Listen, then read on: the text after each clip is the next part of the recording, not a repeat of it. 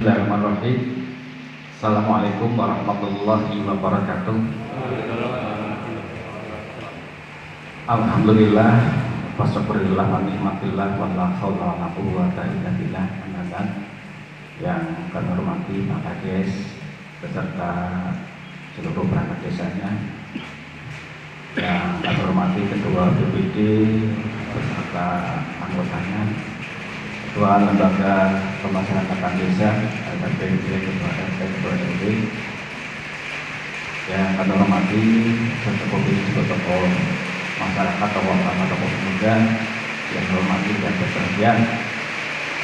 Yang pertama, marilah kita bersyukur kepada Allah Taala dan mengucap alhamdulillahirabbil alamin dan berselawat atas Nabi dan mengucap Allahumma sholli ala Muhammad wa ala Muhammad. Pada kesempatan yang berbahagia ini, di suasana rintik-rintik hujan, mudah-mudahan hujan penuh berkah membawa keberkahan bagi kita semua. Dalam pertemuan ini, dengan satu harapan mudah-mudahan membawa keberkahan dunia dan akhirat. Amin.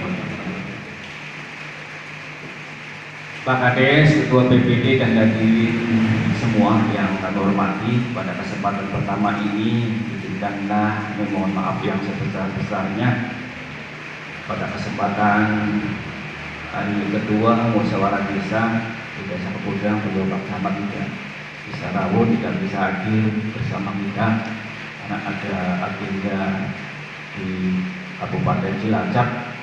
Yang sebetulnya tadi pagi beliau juga Senin pertama mengambil apel sekaligus mendelegasikan tugas-tugas pekerjaan, dan mohon maaf beliau menugaskan kepada kami bersama rekan-rekan di kecamatan termasuk rekan-rekan dari PKAD, UPK, PNPM untuk sama-sama melaksanakan tugas sosialisasi transformasi UPK menjadi Bundesma, sekaligus juga pelaksanaan penyusunan tim rencana kerja pemerintahan desa untuk anggaran tahun 2020. Mudah-mudahan pertemuan ini di samping sebagai wujud pelaksanaan tugas, mudah-mudahan juga bagian dari amal ibadah silaturahmi karena pertemuan ini. Yang kedua, dalam agenda hari ini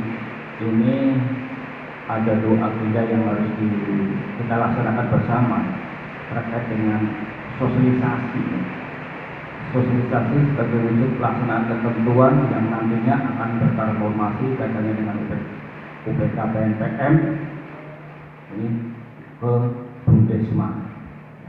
Ada hal-hal yang barangkali kita juga pelajari karena dari output yang diharapkan dari kegiatan ini, ya, di samping ada persetujuan pemerintahan desa nantinya dalam pembentukan Bundesma, kemudian ada ketentuan-ketentuan bagaimana nanti desa dalam mengalokasikan penyertaan modal, ya, modalnya ini dari pemerintah desa ke Bundesma yang sudah melebur ya bersama dengan UPK, atau modal ya yang sumbernya dari APBD ke Bundes dulu baru ke Bundesma. Ini yang selama ini terlewatkan atas pengkajian itu. Ini Mas Sodikin ini perlu nanti minta penjelasannya di samping UPK PNPM selama ini asetnya apa saja, dan nanti seandainya bertransformasi menjadi Bundesma, apa yang ingin dilaksanakan oleh Bundesma manakala semua desa, 17 desa ini menyepakati ada transformasi, ya, kemudian desa mengalokasikan penyertaan modal. Yang perlu digarisbawahi pertama, penyertaan modal ini jelas kalau dari pemerintah desa sumbernya dari APBD. Ini langsung dari pemerintah desa yang sumbernya APBD ke Bundesma, atau dari pemerintah desa ke Bundes dulu baru Bundes ke Bundesma. Ini yang nanti pada saatnya MAD musyawarah antar desa ini perlu kesepakatan dan kesepahaman bersama, karena kita tahu bahwa Bundes itu ini modal penyertaan modalnya dari pemerintah desa, ya kan. Bisa saja nanti aturan terkait dengan transformasi, apakah pemerintah desa yang sumber dananya dari APBDes ini yang bekerja sama menyertakan modalnya dengan BUMDesma, atau desa menyertakan modal ke BUMDes dulu, baru BUMDes yang melakukan kesepakatan kerjasama dengan BUMDesma. Ini mungkin karena saya sendiri tidak begitu mengikuti alur perubahan ini, sehingga sampai saat ini saya belum tahu ini. Saya sendiri belum tahu apakah modalnya ini yang harus kita perlu tahu ya, untuk teman-teman di permintaan desa, termasuk kami di bagian pemerintahan, yang kata teman-teman ini pemerintah ini juru masak, fokusnya dalam meramu nomenklatur kegiatan, termasuk di dalamnya dalam memasukkan angka-angka atau digit-digit anggaran. Ya. Mas Hindu, ini PR. Nantinya kalau terbentuk BUMDesma, terus kemudian ada penyertaan modal yang jenengan laksanakan minimal tiap desa 5 juta, ini uangnya dari pemerintah desa langsung dengan BUMDesma, atau uangnya pemerintah desa ke BUMDes dulu, baru BUMDes yang kerjasama dengan BUMDesma. Nanti tolong kalau memang sudah ada informasi itu, bisa nanti di 2023 pada saat penyusunan APBDes ini bisa dialokasikan. Ini tentu setelah ada kesepakatan bersama ya Pak Kades terkait dengan nanti di agenda MAD, musyawarah antar desa. Oke, desa alokasikan penyertaan modal minimal 5 juta. Ya. Tapi ini kembali saya ulas, ini modal ini dari pemerintah desa ke BUMDesma atau pemerintah desa ke BUMDes dulu, karena di setiap desa ada BUMDes, kemudian BUMDes baru kerjasama dengan BUMDesma yang di dalamnya melebur diri dengan UPK PN. Ini yang pertama. Yang kedua, agenda yang kedua ya, ini terkait dengan penyusunan tim RKPDes. RKPDes itu rencana kerja pemerintahan desa untuk 2023. Ya, memang kalender kegiatannya penyusunan di bulan Juni, pelaksanaan Juli, dan maksimal bulan September ini sudah terbentuk tersusun RKPDes 2023. Ada dua regulasi untuk menuntun kita dalam penyusunan tim. Ya. Kita kenal ada Peraturan Bupati Cilacap nomor 80 tahun 2019 tentang pedoman teknis penyusunan RKPDes. Di dalam perbuk itu memang diatur siapa yang akan menjabat dalam tim penyusunan. Sudah sangat jelas ya di Perbuk 80 2019, pembina Pak Kades, ketua Sekdes, sekretaris tim ini, ketua LPPMD, anggota unsur perangkat desa, lembaga kemasyarakatan, tokoh masyarakat minimal 7, maksimal 11. Tetapi kita juga dihadapkan dengan regulasi satu lagi, Peraturan Menteri Desa ya, Pembangunan Daerah Tertinggal nomor 21 tahun 2020.